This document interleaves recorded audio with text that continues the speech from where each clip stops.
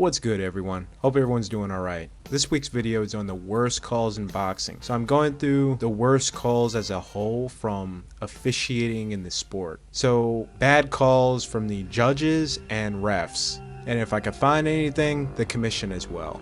With that being said, let's start the video.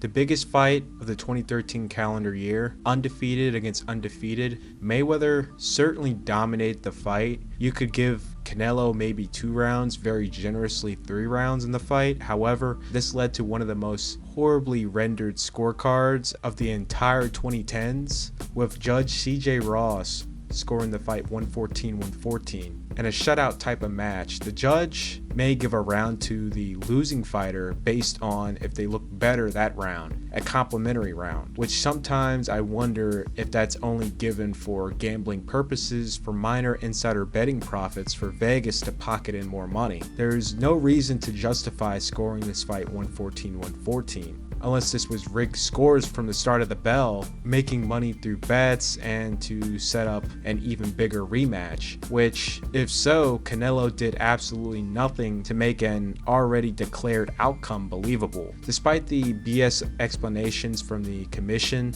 who stood up for CJ Ross, a day after this BS explanation was made by the Nevada head, CJ Ross decided to step down on her own accords, leaving the sport forever. So it sort of makes you think, is the commission corrupt? Is there corruption within the commission and CJ Ross decided to walk away from it? Or was CJ Ross a bad judge? Leave in the comments.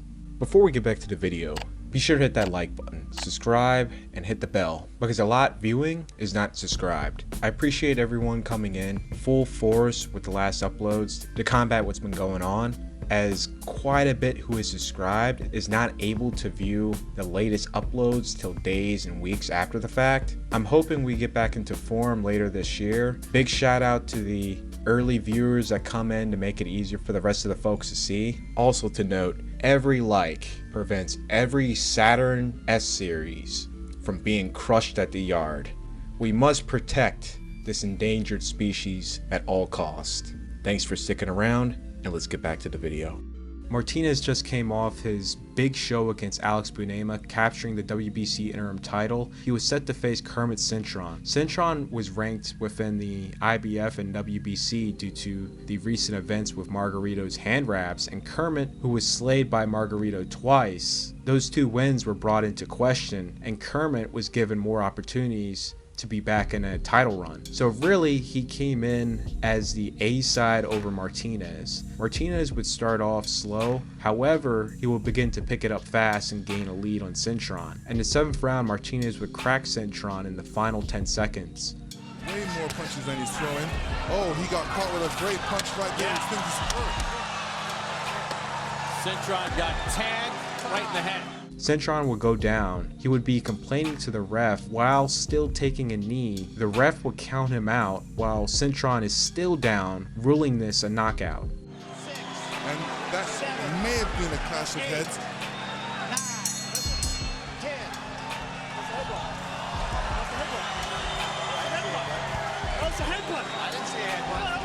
Well, Cintron's claiming a headbutt. Instead, he was counted out. Well, even if it is a headbutt, Cintron should know to get up to his feet by, say, the count of 8. If this was Elder Scrolls or Fallout or some RPG, Homeboy just pulled all his points to charm and speech because he was somehow able to convince the ref that it was a headbutt that caused the knockdown and had the official ruling changed to where the fight could resume. Complain enough, the referee will change his mind. The bell rang, he was up at 9. They just started talking about a headbutt. I sent him back to his corner and the bell broke loose. But he was up at 9, so the fight, I didn't stop the fight. We're listening to the referee explain it now. He says whether or not it was a headbutt, he didn't see a headbutt, but he was up at the count of 9, so it therefore is not a stoppage. It's 9, 10. Despite this clearly affecting Martinez's rhythm, created some potential swing rounds in the fight based on Cintron's big cracking blows. The soles of Cintron's feet. At the end of this round, we're going to show Cintron, in fact, did not beat the Cavs. We've had Cuts it Harder now. T and 10. It's when he says the end. That's Appearing a lot sharper. However, it shouldn't be enough, and Martinez would finish strong, but just before he could finish strong, Martinez will receive a point deduction for hitting behind the head. Due to the KO reversal and what followed afterwards with the point deduction, this fight was controversially ruled a draw. The point deduction in the 12th round being the difference maker. This would be the first of many politically motivated fixes to speed bump and plateau the career of Sergio Martinez. Paul Williams just coming off his loss against Sergio Martinez for the middleweight title, Williams moved back down to junior middleweight to face the undefeated contender Erislandy Lara. A very risky fight to take as a first fight back after such a loss. Williams did not look like himself that night despite having round by round punch count. His shots had little to any backing behind him, effective to Lara, who was landing consistently the much bigger scoring shots to the head. He threw less, but at a far higher percentage. Lara never went under 30% in his landed shots in the final punch stats. Lara landed 42% of his total punches to Williams' 19%. about 3 or 4 laps as he was holding. Harold had scored the fight 117-111 in Lara's favor on the unofficial cards. George, if Paul Williams loses this fight, we have him down on the card so far. Will you advise him to retire after this fight? Well, it depends. The fight isn't over yet. I want to see the conclusion of the fight before I go and make an assessment like that. Because he's taking a real killer here tonight. I wish his corner would stop him before he gets knocked out, because it's not safe for him. He's not about to win, and this kid is really teeing off on him now. Yeah. Those shots take a lot out of a guy's life, and people don't understand that don't really box. Coming into the 11th round, Williams' corner is saying he needs a knockout, and the commentators are talking about the corner needs to throw in a towel. The official scorecards somehow had this a close fight. 114-114, 114-115, and 116-114, giving the fight to Paul Williams by majority decision. Because, Roy, I don't know how in the world Paul Williams won a decision here. Paul Williams didn't win a decision here. This is what's wrong with boxing now. You know, this is one of our problems. We don't do athletes justice. This feels like Soul career all over again. I've seen fights where people on one side of the ring all think one guy won, and on the other side of the ring think the other guy won. Here at Press Row, everyone thinks Lara won. Anywhere from 10 rounds to 2 to 8 rounds to 4. Harold's response in the matter, which was the same before the fight, was all 3 judges were incredibly inexperienced at this level of the sport. You know, Bob, when it boils down to it, I've said this many times, when you have a high-profile fight like this, you have to use the best judges you've got, and they didn't do that here in New Jersey tonight. They've got judges here who are household names, who we all know, and yet they brought in 3 judges with very little experience. And he didn't know why they were brought in for this fight, knowing qualified judges were readily available. One judge, his claim to fame was that he had Lukas losing to Zab Judah, and I thought that was a horrible decision. So, you know, as long as they keep using new judges in big high-profile fights, we're going to get a lot of bad decisions. They should have had their experienced people in there tonight. That's all there was to it. Lara clearly won that fight with that left hand over the top. My opinion, they were brought in so it's easier to rig. This type of rigging doesn't mean they were paid off. They were appointed knowing that they will do an absolute trash job. This decision was indescribably bad, and Williams was also the beneficiary of an indescribably bad scorecard in his first fight with Sergio Martinez. Fight could have gone either way. Williams got the decision. Many, if not most, agree with the decision. But one judge, in a very close fight, gave Martinez something like 1 round. This is an incompetent decision, in my opinion. I think the boxing world should properly recognize this as a win for Erislandy Lara. Which, upon the investigation, the New Jersey Athletic Commission found no evidence of corruption, bias, or fraud. In 2022, Nyambayar was set to face Lukas, who had flown all the way from Nyambayar for this fight. He would have Nyambayar's number. Late in the fight, tight on the cards, Lukas would score an obvious knockdown, which would shockingly be ruled a slip by the referee. It wasn't like the ref had a bad angle where he can't rule if Lukas was stepping on Nyambayar's feet. He had full visibility, however still managed to rule it as a slip. This rule being the difference maker in the fight, as it would be scored a split decision draw. Jim Gray was able to get an interview with the ref, with the referee stating that he didn't see the shot and still doesn't see the shot that made him drop to the canvas, leaving Jim and the fans in disagreement. In 2011, Amir Khan, to end his big year off, was set to face contender and former champion Lamont Peterson. In a close fight, Khan would receive 2 game-changing penalties by the referee, Joseph Cooper, for pushing despite not receiving a hard warning. Martinez. Whoa, throwing that right hand and coming back with the left hand. You know, ending. That's how close it was. Stop. Last, second time, finito, no more. Next time you're across your point. The final penalty would be given in the 12th round. This would be the difference maker in the scorecards, and Peterson will win by split decision. This would be the turning point of Khan's career, which caused a steep decline. A timeout. Hold on, is this another point? I told you. And it is. It is. Let's see if this is going to be another penalty or a discussion. Another penalty point against Khan. Stop pushing. Khan needs a huge last couple of minutes here. Oh, caught with a big right hand. Fast forward to 2015, Joseph Cooper was set to officiate Colon versus Williams. Referee Cooper from the start showing blatant bias. Colon is receiving several shots to the back of the head while tied up by Williams. Colon will go low once while in the phone booth, which the ref would penalize on the spot. Williams, the falling round, would throw the most blatant punch to the back of the head, this time doing serious damage to Colon. This was so big that Cooper was now forced to acknowledge it and penalize Williams. Since this was clearly blatant, Williams should have been disqualified right there. Colon stated to the doctor that he was dizzy and had pain to the back of the head, and despite him telling the doctor that after receiving such a shot to the back of the head, the doctor tells the ref that he's fit to fight. Now, Colon did say he could go on, but every young fighter, especially a young undefeated fighter, is going to say that. They don't want to be labeled a quitter by the fans, clout chasing boxers, and will throw their lives in the line to do so. Round 9, Colon would get dropped twice. The second knockdown by another legal shot to the back of the head. The corner at this point has to protect their fighter because of the ref's clear negligence. They put an end to the fight, retiring Colon. As Colon was walking to the locker room, he quickly loses consciousness because he was having a brain hemorrhage. He had to be rushed to the hospital and put in immediate surgery. Colon was never the same after that fight, which this began a huge outrage in the boxing community. Cooper would still ref 2 more fights after the fact, before being exiled from reffing in the DMV. Cooper would come back to boxing in 2018, banned from the middle and upper stages of the sport, refereeing only 3-round fights in West Virginia, limited to high schools and rec centers.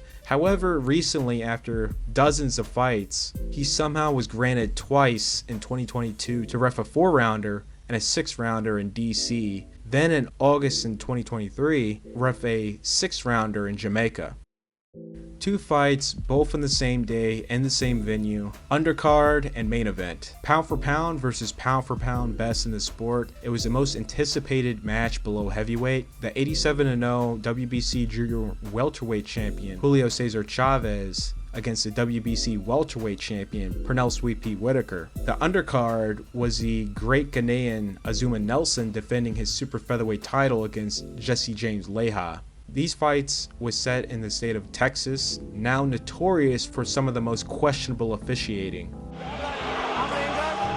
ahead on the scoreboard, okay? When you see A little odd there. Lawrence Cole telling Marquez he was ahead on the scoreboard. Definitely on it.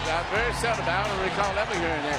He's basically telling him, it sounds as though he's implying, if you decide you don't want to fight on to the cut, you're going to win. And Marquez, to his credit, wants to fight on. I'm telling you, this state never gives a fair shake to anybody coming to this state to fight hometown fighters. It never happens. All the way back. Okay.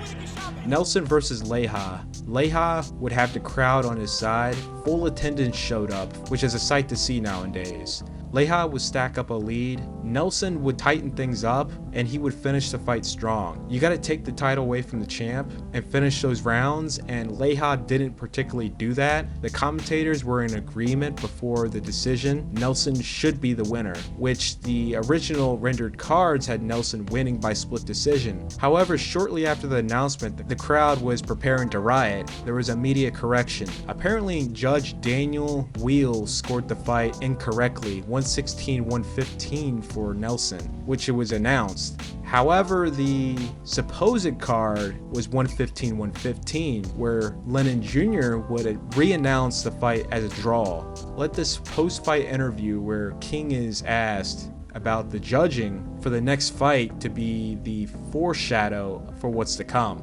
And Don King, is this a harbinger of what's to come? We got one Texas judge gave him the fight, gave the other boy the fight from Texas. Are we going to have that problem with the last fight? I feel they're going to give fair judgment on this fight. Whitaker is winning the generalship here because he's making Chavez fight the fight that he wants. He is dictating the tempo. And he's frustrating Chavez to death. Whitaker continues to have his way. Whitaker is just pummeling Chavez, something I thought we'd never seen. I'll tell you. Whitaker landing to the head of Chavez. A clean shot, flush on the foot. Despite Chavez having his moments here and there, scoring on Whitaker, it was pretty cut and clear that Whitaker had outpointed Chavez in one of his best offensive and defensive shows against one of the greatest pressure fighters of our time. This fight would somehow be ruled a draw, one of the worst or the worst rendered cards in boxing history. Whitaker's promoter, Kathy Duva, stated that the WBC official asked her, "Why is she complaining? And this is a win for both of us." The media would say this was a huge robbery. Whitaker making it onto the cover of Sports Illustrated magazine just says it all. However, in a lot of these situations in the sport, nothing is ever changed. It's just swept under the rug by the officials because the vast majority of fans would lose interest, move on to what's next in boxing, where we truly don't see any accountability made.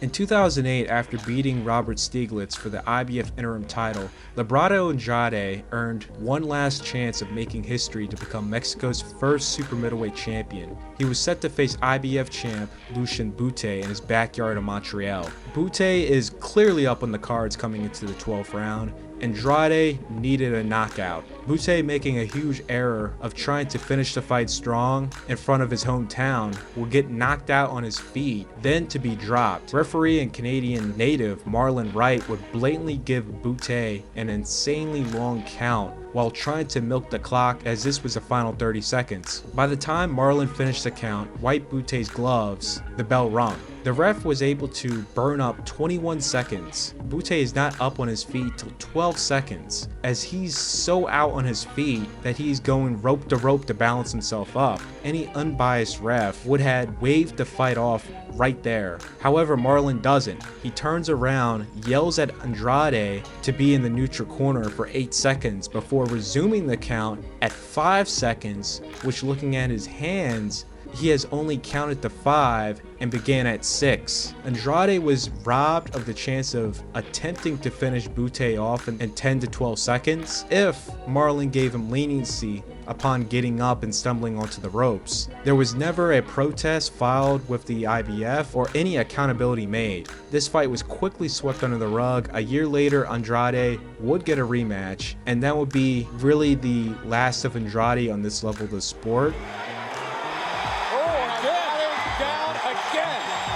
He scored badly. I mean, was that a body punch or a head punch? As he would lose his next regional fights to retire a couple years later.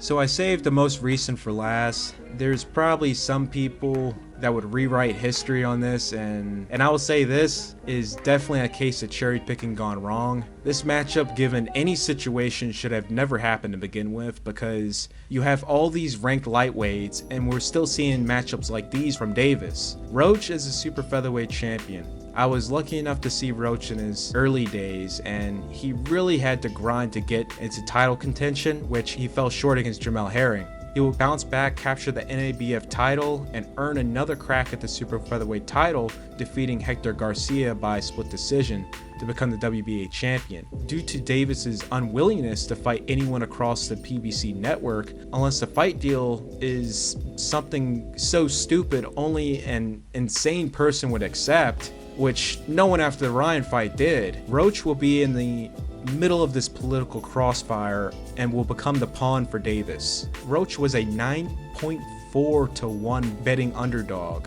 You have a guy most casual audiences have never watched prior to the Hector fight. Roach reminded me a lot of a slicker Danny Garcia in competitive Nintendo games. He's more than likely a Mario. His stats are just even across the board. Now, my thoughts was if Roach puts on the weight properly and is able to rehydrate, he may give Davis some trouble. To be honest, I was just glad he got a payday and wanted him to put on a show and finish the fight, which that itself is a win. But what would happen would shock many. People also got to keep in mind Roach is a champion, so he's already going to fight at an elevated level than his base mentally, but also even more since this is a rivalry fight. Roach is a DC guy and Davis is a Baltimore guy. So Roach is not going to take a payday to let up and be embarrassed by some guy from Baltimore. I told him this shit real. He talking about he gonna stop me. He know damn well that shit ain't gonna happen. I told him to bring a pillow. And from the lead up and the opening bell, this was apparently clear.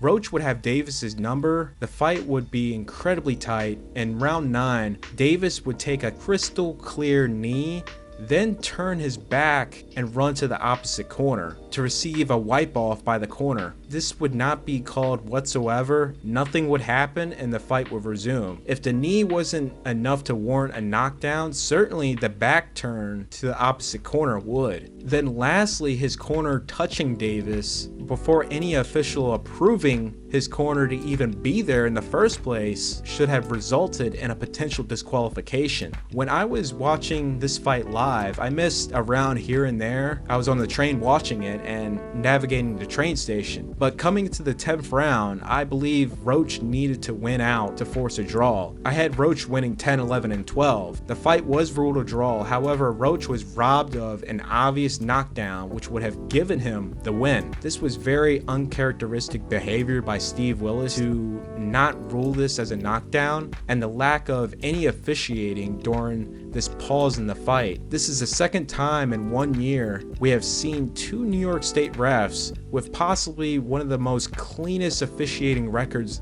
in boxing as a whole have an out of character show in a prize fight. Due to the clear evidence and lawyers brought in, the New York Commission upheld the original results and not counted the knockdown, which New York State is one of the few states in boxing that allows instant replays to take place. Now, Davis would blame his hair at fault. He had oil in his eyes and he threw his braider under the bus, which the person who braided his hair came out and said, yeah, I didn't use any grease or anything.